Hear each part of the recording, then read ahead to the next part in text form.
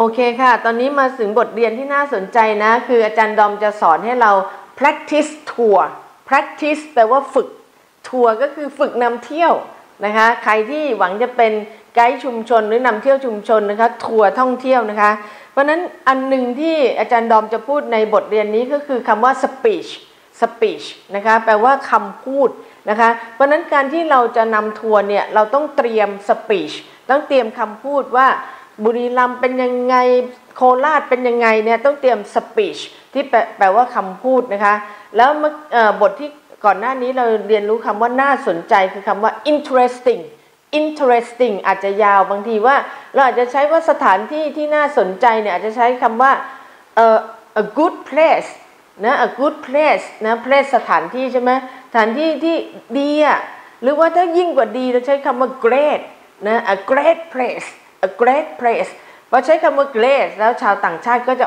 ว้าวมันดีนะเพราะนั้นก็คือใช้คำได้หลากหลายอันไหนที่มันเหมาะกับคำพูดของเราที่ปากเราไปเนี่ยก็ใช้คำนั้นได้เลยค่ะ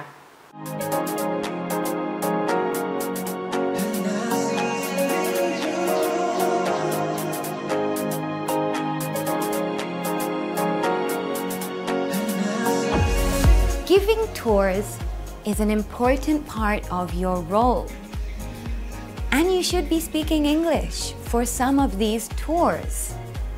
So how can we practice using our English and getting better, improving our English for these tours? Well, if you have some time, maybe you can write some mini speeches, short speeches, not too long, just for practice. Maybe you can write 4, maybe 5 sentences about a temple in your area, a statue, a tourist attraction, something that is interesting.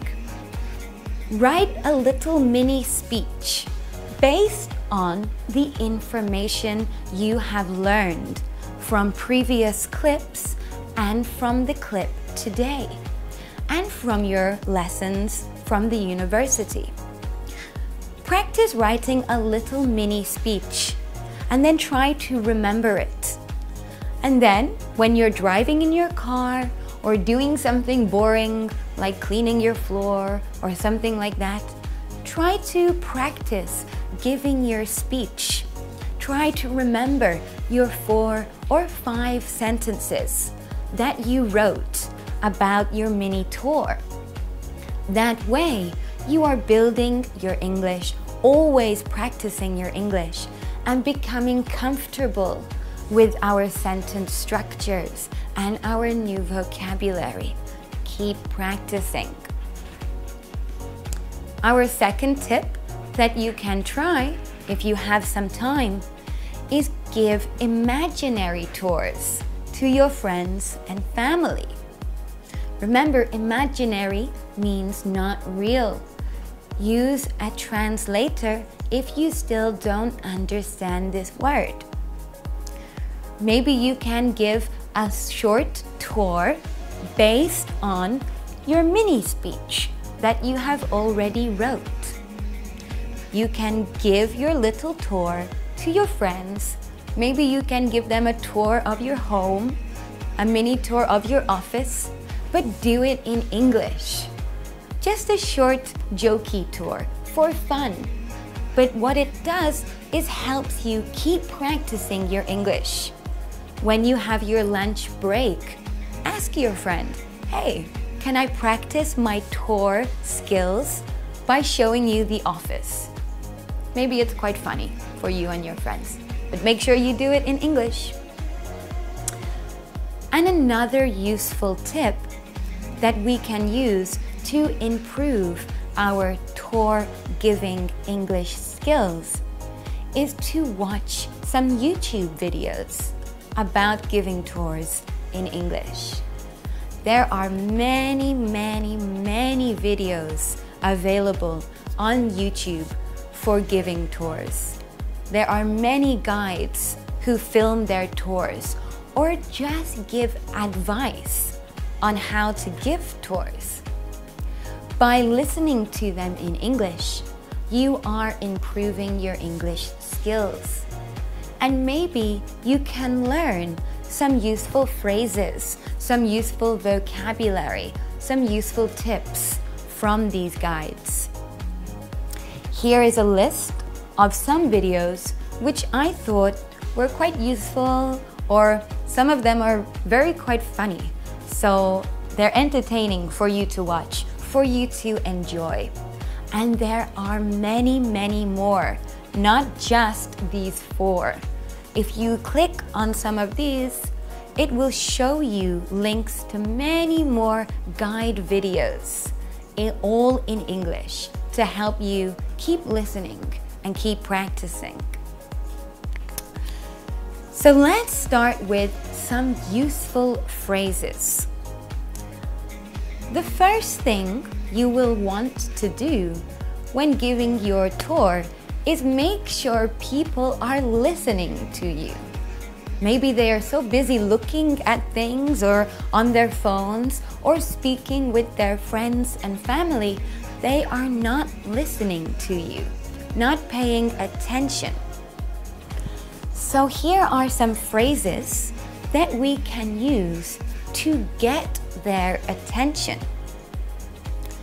At any point, while I am showing you these phrases, maybe you want to pause the clip and practice saying some for yourself. Maybe if you are alone, maybe not in a busy office space. So the first one, if you look up, you will notice. Example, if you look up, you will notice a beautiful temple. Maybe you are on a coach, on a bus, and everybody is looking down or speaking with their friends, not looking outside the window.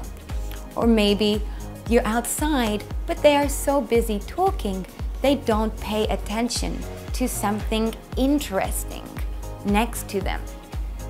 You can get their attention by saying, "Excuse me, if you look up, you will notice blah, blah, blah, blah, blah," whatever. Second phrase we can use. In a few minutes, we'll be passing, future tense, we will, contraction, will be passing. This is alerting, warning your customers that soon we shall see something interesting. So, in a few minutes, we'll be passing, blah, blah, blah, blah, blah. So now everybody is ready to see the interesting thing. Our third example. We are now coming up to. Coming up to means to approach, to come near. Again, this will alert or make your clients understand that soon we shall see something interesting. So pay attention. We are now coming up to a very interesting statue. Oh, okay, look up, look up. You may have noticed. You may have noticed, again, will bring the attention of the people to what you want to show them. Maybe you are already at the interesting statue, but they're so busy talking and looking that they cannot see. Bring their attention to what you want to show them by saying, "You may have noticed there is a very interesting statue here." And finally, another example we can use to get people to pay attention to something is take a good look at. Take a good look at this building. Maybe people are not looking at the building. Get their attention by saying, "Excuse me, take a good look at this beautiful building here." All of these phrases we can use to get people to pay attention to something we want to show them. Some more phrases we can use. for showing things. Again, these are more about the position of things to get people to look in the right direction, the correct direction. In front of you is. In front of you is a beautiful old building. It is showing people where the beautiful old building is. Another phrase which means the same as that is up ahead is.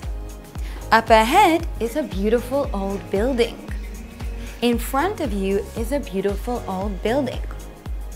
Showing people where the beautiful old building is. Again, we have the phrases on your right and on your left. You will notice. Future tense, you will notice. On your right and on your left, showing people the direction of where things are.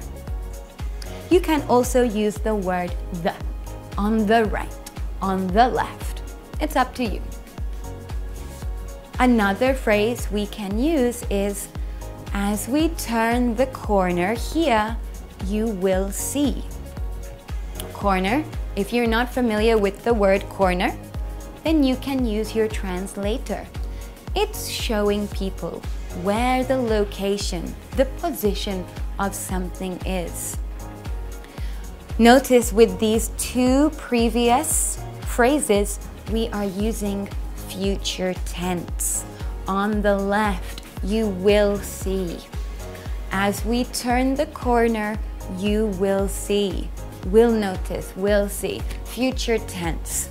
Again, if you do not remember to use the future tense, it doesn't matter. People will still understand you, and the goal, your aim with communication is to make people understand you. If you can get perfect grammar, good job.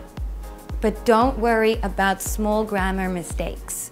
Make sure you are communicating so people understand.